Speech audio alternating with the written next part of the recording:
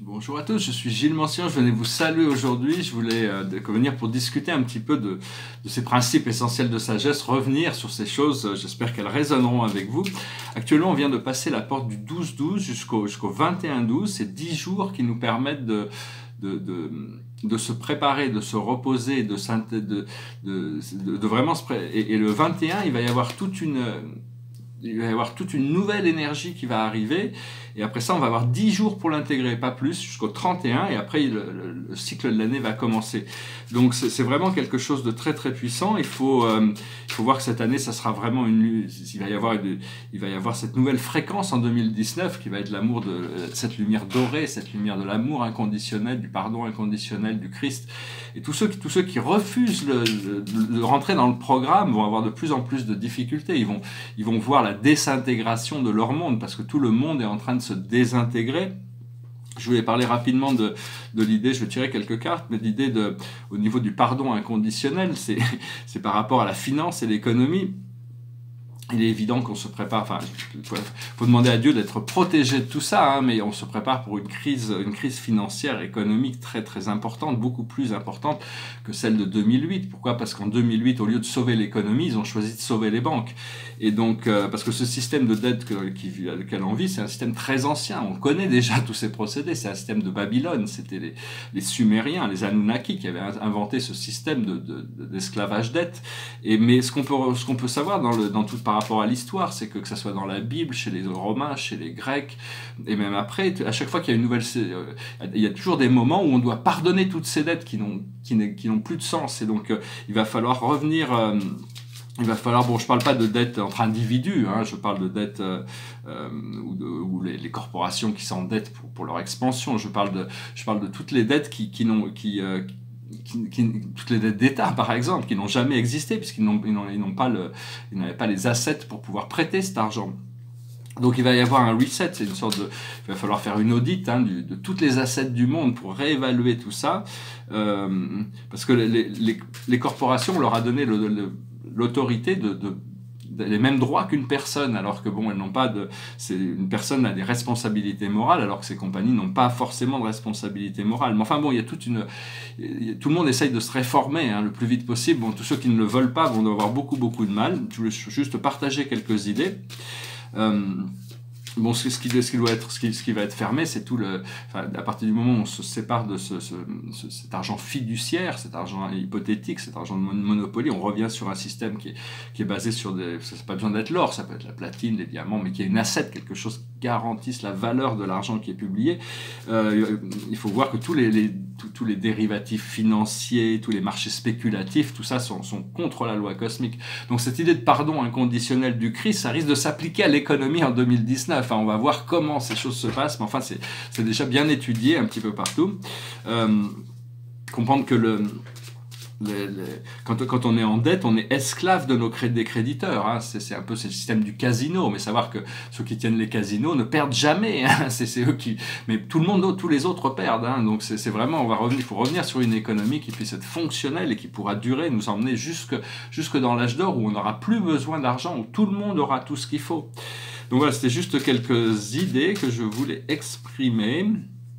Voilà, je vais tirer quelques cartes, hein. Je vais continuer, j'ai quelques autres idées à développer. Je vais tirer quelques cartes avec le tarot des anges pour voir. C'est une journée, moi je sens que c'est une très belle journée, hein, une journée miraculeuse, une journée de toutes sortes de potentiel aujourd'hui. Vraiment, il y a une sorte... Il faut faire attention quand même à cette dernière carte. Hein. La situation, je ne sais pas trop les interpréter, je voyais comment vous recevez ces informations. La situation, c'est la clairvoyance. Donc c'est devenir plus clairvoyant. Ce qui vient autour de cette situation, c'est la richesse, l'abondance. Il faut demander à Dieu de nous libérer de tout ce qui n'est pas en abondance, d'enlever toute la pénurie, qu'on soit complètement dans le flot de l'abondance. Ce que l'on voit devant nous, c'est le triomphe. Parce que la richesse, c'est l'état naturel de la divinité. La divinité n'est jamais dans la pauvreté. Pourquoi il disait qu'il valait mieux... Enfin, disons qu'il disait que beaucoup de gens qui étaient riches à une époque ne pouvaient pas entrer dans le... C'était pas en achetant, l'argent n'achète pas l'ascension, n'achète pas l'entrée dans le royaume de Dieu. Mais c'est les valeurs morales, les principes moraux qui nous permettent de nous aligner avec cette volonté divine, hein, de toute manière. Mais il n'y a rien de mal dans la richesse, au contraire, il faut essayer de cultiver cette idée d'être riche, d'avoir suffisamment pour être heureux, dans la gratitude. C'est pas une question de voilà. Donc et pouvoir travailler avec, utiliser ces ressources à bon escient. Ce qu'on voit devant nous, c'est le triomphe. Donc il faut être triomphant, il faut pas se laisser distraire par tous ces autres choses. Des fois, il y a toutes sortes d'ombres qui sont encore là dans ce moment de transition. C'est un moment délicat. Ce que l'on a dans le passé, dans le subconscient, c'est la rencontre. On a fait une rencontre dans le passé, maintenant on est dans l'enthousiasme. On est dans l'enthousiasme, quand la situation c'est l'enthousiasme. Ce qui arrive dans le futur immédiat, c'est la justice, c'est-à-dire des tas de choses, que ce soit au niveau personnel ou au niveau collectif, il y a toutes sortes de la justice va commencer à s'exercer, il y a toutes sortes de choses qui remontent. On peut voir déjà, je parlais du système financier, il y a toutes sortes de scandales qui impliquent des banques, qui sont impliquées avec les banques centrales comme Goldman Sachs. Ces gens sont quand même pas, ils sont prêts à tout. Enfin, on voit en Malaisie qu'ils ont fait des choses et donc il y a tout ce scandale qui remonte, mais leur action dans le monde entier est comme ça. Donc il y a toutes sortes de scandales qui vont remonter.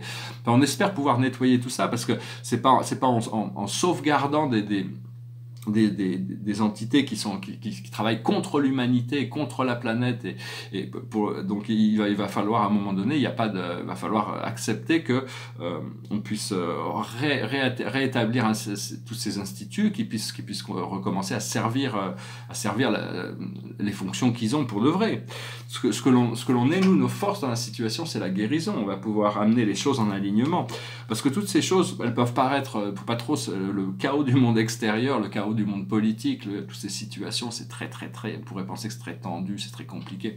Mais si on s'aligne, on verra qu'au fur et à mesure qu'on arrive dans les situations, la solution se trouve naturellement. Mais on ne peut pas vraiment essayer de trouver des solutions en avance. Ça sera dans chaque moment, si on est aligné, des solutions se présentent, parce qu'on a tous cette lumière divine en nous, on est tous divins. Et donc, quand il suffit qu'une seule personne ait allumé sa lumière, ce soit réalisé, pour que tout le monde prenne conscience, tous les gens dans la situation, tous ceux qui peuvent accepter cette solution, se retrouvent à trouver une sagesse, et on peut l'appliquer en commun.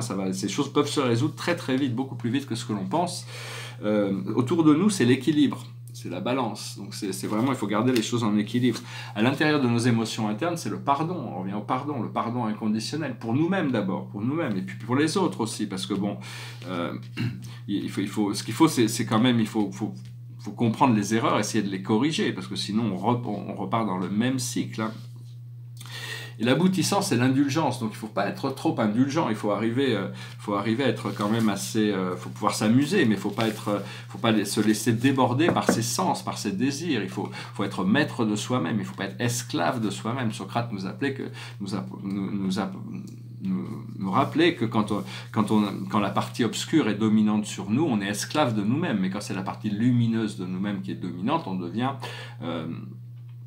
devient tempérant, on devient maître de soi-même. Donc il faut pas juger sa partie sombre, mais il faut continuer à la garder, à polir cette lumière, hein. C'est un peu comme un diamant, il doit briller, c'est quelque chose qui doit briller. Notre ADN est couvert d'or. L'ADN, en réalité, il y a une fine couche d'or, et au plus cette couche d'or devient solide, au plus l'ADN devient brillant. On a toutes ces choses à l'intérieur de nous. En essence, les galactiques sont prêts à arriver, mais ils sont descendus de la 5e dimension, ou plus haute, jusque dans la 4e, mais ils ne peuvent pas vraiment arriver tant que nous, on est dans les conflits, hein. Il faut attendre un petit peu. Et une essence, ce qu'on doit faire, c'est lâcher prise sur tous les attachements et contrôler nos pensées, être discipliné dans notre esprit. À savoir que toutes les incarnations passées, on parlait de la cage, je vais tirer quelques cartes, mais il ne faut pas être attaché à son passé, hein. C'est important, parce que le passé, c'est un sac avec c'est un sac de mémoire, mais il y en a des bonnes et des mauvaises, il y en a des lourdes et des légères. Donc on a envie de garder les légères et de lâcher prise sur les lourdes, mais dans un sens, il vaut mieux bénir tout ça et puis lâcher prise sur le tout. On en est où on en est, c'est pas besoin de trimballer des mémoires. Donc par contre, quand on est quand on est dans un état de réceptivité, on peut recevoir des informations qui nous informent sur d'autres aspects de nous-mêmes. Mais il ne faut pas qu'il y ait d'attachement. Si vous apprenez que vous avez été un grand héros ou un grand personnage historique, il ne faut pas que ça devienne un truc d'ego. Ah oui, c'est moi. Non, c'est fini. Hein, de toute manière, c'est plus vous. Maintenant, ce que vous êtes, c'est ici maintenant. Donc c'est ça. Donc il faut en réalité, tout est amour. Aussi, pour dépasser certaines choses, il faut apprendre à dire non à certaines choses. On peut pas continuer dans l'ancien en pensant que ça va créer des effets nouveaux. Donc il y a une transformation à faire. Il faut avoir de la compassion pour soi-même, pour peu importe par où on est passé, ou quelles que soient les choses qui puissent remonter, il faut avoir de la compassion et arriver à demander d'intégrer tout ça de manière gracieuse et harmonieuse. Donc voilà, donc j'ai quand même tiré quelques cartes. On va voir passé, présent, futur avec la cache. Le passé, c'est biblique. Donc c'est voir la connexion avec cette histoire, ce créateur aussi avec Dieu, hein, parce que toute cette histoire biblique a réellement existé, c'est une mythologie a peut-être été un peu transformée. Où on en est actuellement, c'est les gréco-romains, c'est retrouver nos pouvoirs de créateurs. Et dans le futur, c'est le grand prêtre, la grande prêtresse. Donc c'est arriver à mettre en application tous ces pouvoirs. La chose sur laquelle on travaille, c'est l'harmonisation de toutes les relations karmiques. C'est pas seulement avec des gens, ça peut être avec des choses, ça peut être avec des situations. Donc, et l'aboutissant, ça va être l'état de samadhi, le nirvana, la paix intérieure, l'illumination. Donc voilà, c'est tout ce que je vous souhaite, hein, de toute manière. C'est ce que on a. Donc voilà, je voulais aussi dire, c'est-à-dire que qu'est-ce qui est vrai, qu'est-ce qui est vrai dans ce monde, ce qui est vrai, il y a une vérité supérieure qui se révèle progressivement, qui vient d'en haut, mais dans ce monde, ce qui est vrai, c'est ce qu'on choisit de croire. C'est-à-dire tout ce qu'on choisit de croire, ça devient vrai. C'est quelque chose d'assez merveilleux, magique. Donc il faut vraiment arriver à faire les choix sur ce que l'on croit, essayer de faire du ménage sur tous les anciens programmes de la matrice inférieure. Savoir que quand on voit dans le ciel, des fois on peut voir des nuages qui ressemblent à des vaisseaux spatiaux. En réalité, c'est des vaisseaux spatiaux qui ressemblent à des nuages. C'est pas des nuages qui ressemblent à des vaisseaux spatiaux. C'est juste pour être discret, pour le moment, ils descendent. Ça leur permet d'observer, d'être là au-dessus, de pouvoir voir qui est en contact télépathiquement. Il y en a partout sur Terre, hein, des galactiques qui viennent juste pour envoyer de l'amour et de la lumière. Il y a peut-être aussi des pléiadiens qui peuvent apparaître sur Terre, c'est une forme humaine. Vous pourrez les reconnaître à travers le cœur. Vous pouvez sentir dans les yeux et dans le cœur que il y a une connexion avec une énergie supérieure, mais même avec tous les humains qui sont éclairés, la connexion, elle est dans le cœur. Et faut savoir qu'on a été créé à l'image de Dieu, c'est pas peu de choses quand même, c'est l'amour et la perfection infinie, on a été créé dans la perfection infinie et l'amour sans fin, donc c'est juste que pendant qu'on passe à travers l'illusion, on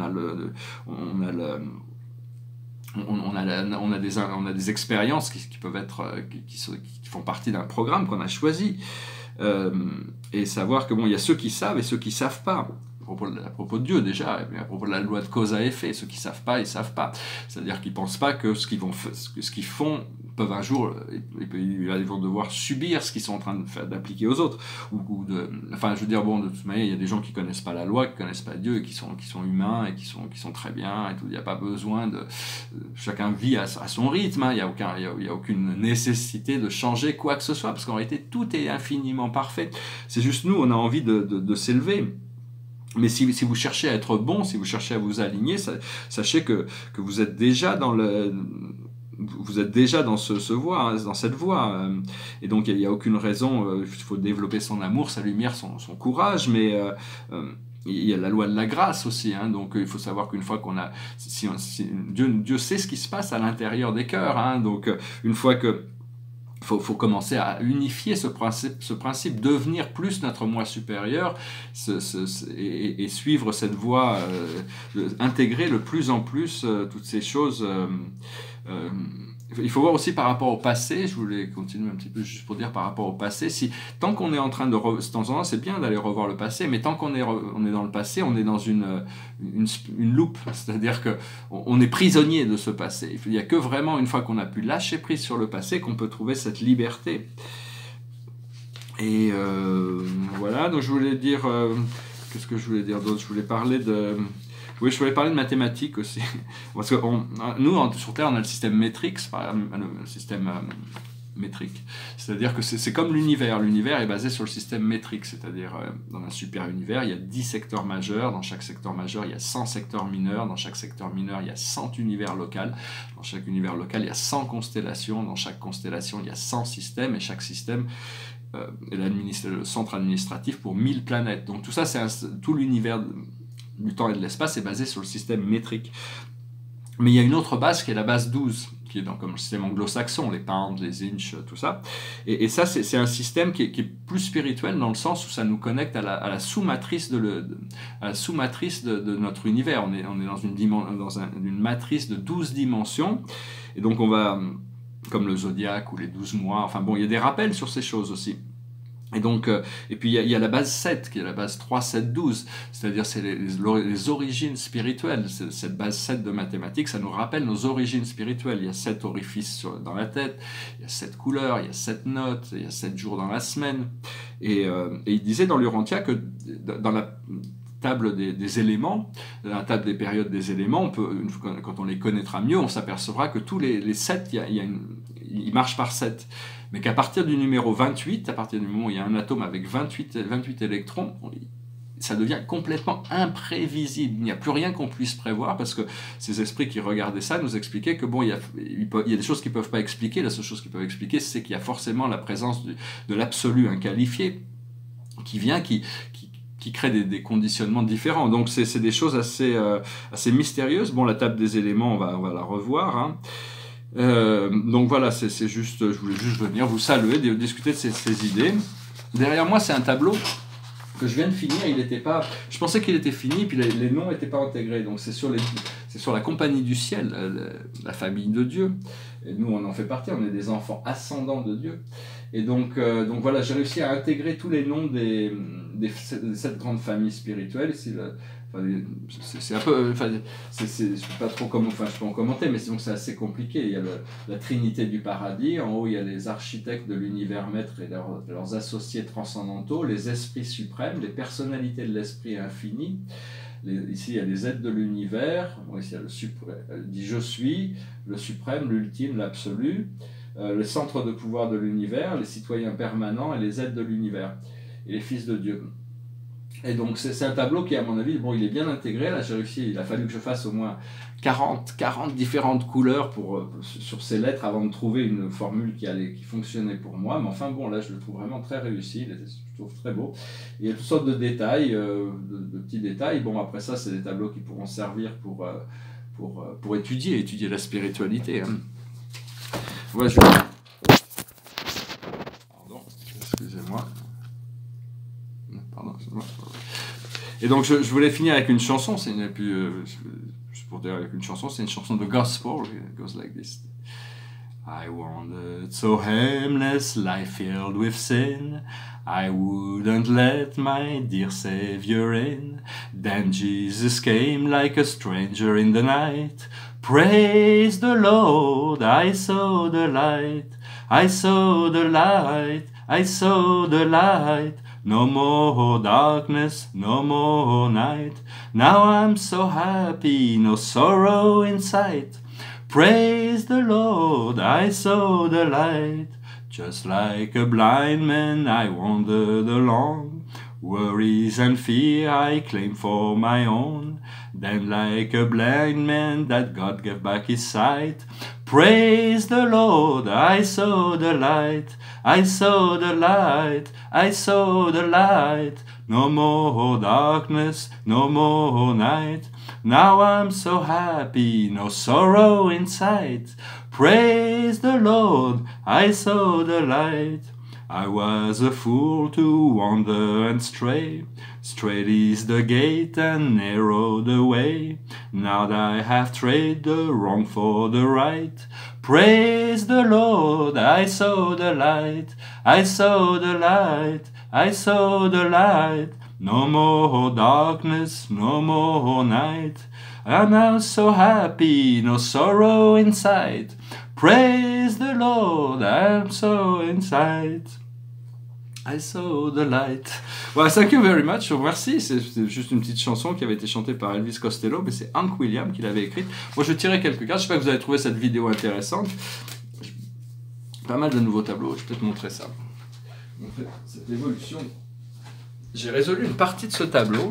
Je l'ai montré l'autre jour. Je me permets de le montrer. Il n'est pas complètement fini, mais j'ai résolu le haut du tableau. Je le trouve très très beau comme ça. La couleur en haut, et bon, le bas n'est pas encore fini, mais bon, ça monte. Et puis mon tableau de De Vinci, je suis revenu sur la couleur rouge en finale. Bon, des fois, il faut du temps, des fois, pour savoir avec ces tableaux.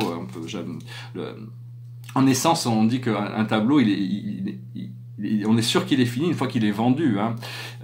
Parce que bon, l'artiste ne peut plus revenir dessus. Mais Monet, à un moment donné, Claude Monet, il avait des problèmes de vision et donc ses tableaux étaient un peu flous à un moment donné. Puis il a eu, à un moment donné, il avait 50-60 ans.